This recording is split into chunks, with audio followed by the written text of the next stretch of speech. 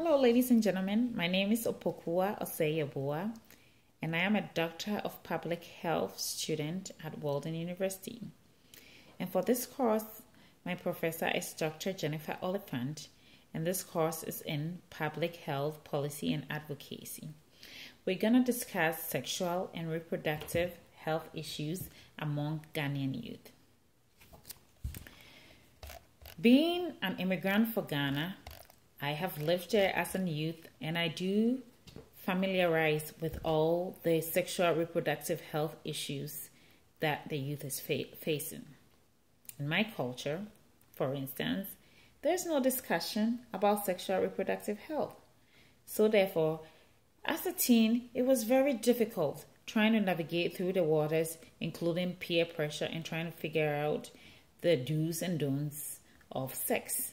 And those issues can be very, very challenging.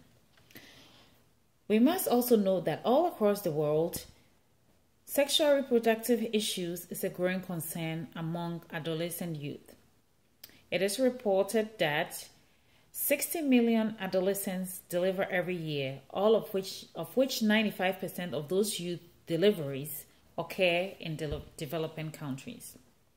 The statistics are alarming because adolescents are known to engage in high-risk sexual behaviors that generate poor outcomes such as HIV, STIs, unplanned pregnancies, and risky abortions.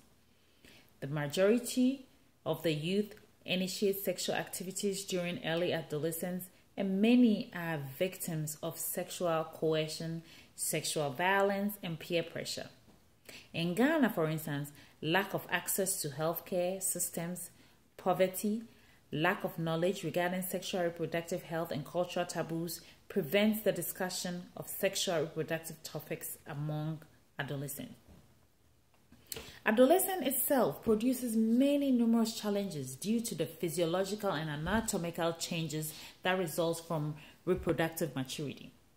These physiological changes, in some cases, may be handled well by some adolescents, but for others, it can generate a major stressor, prompting the quest for sexual exploration, experimentation, and promiscuity. During this period, adolescents are no longer children, but not yet adults, and make important decisions concerning their health and develop health behaviors and attitudes that transpire into adulthood. So therefore, we looked at a policy, and the purpose of the policy was to analyze, the policy brief actually was to analyze factors relating to designing successful adolescent youth reproductive health services.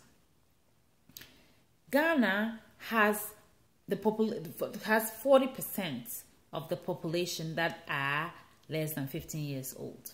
And so adolescent reproductive health is a major public health concern, one which merits the attention not only of the government, but of the entire population. We do have policies: the National Youth Policy, the Adolescent Reproductive Health Policy, the HIV, AIDS, and STI policies, all dating back in 2000, addresses the need for the youth to have seamless access to sexual reproductive health services. Nonetheless, the challenges faced include lack of structured, integrated youth reproductive service health programs assimilated with healthcare systems at all levels. The rising rates of unplanned pregnancies and its related consequences is concerning not only to local leaders but also to global leaders, because the health of the population is ultimately affected by its policies, its programs, and its interventions that aims to reduce morbidity and mortality. Although the magnitude of the epidemic continues to rise, demanding the attention of local and international response from all leaders. The human and social effect caused each year by related morbidity and mortality rates can well be avoided through cost-effective and sustainable interventions for the youth. So therefore, we need to work in coalition with stakeholders to enhance sexual reproductive programs within the country. Okay. So what is our recommendations? There has to be standardized sexual educational programs. There has to be sexual reproductive health services in clinics with flexible hours to accommodate the youth. We have to strengthen youth and parental participation in communities to design and implement programs to promote education to peers and also to teach them how to access sexual reproductive services. We also have to work on funding, okay? Funding is very difficult in this era due to budget crunch by many countries. Therefore, we need to involve multiple stakeholders to obtain the funds to support the interventions and policies that we draft to promote better health outcomes for our youth. We must understand that the youth is the central focus of our country. They are our future.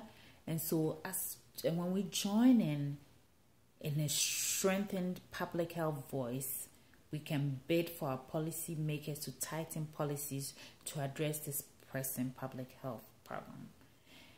So, therefore, to mitigate these problems means stringent policies and programs on youth reproductive health has to be revised by our leaders. Our leaders need to accept accountability, they need to drive stakeholders, and they need to improve on metrics and goals to achieve better outcomes.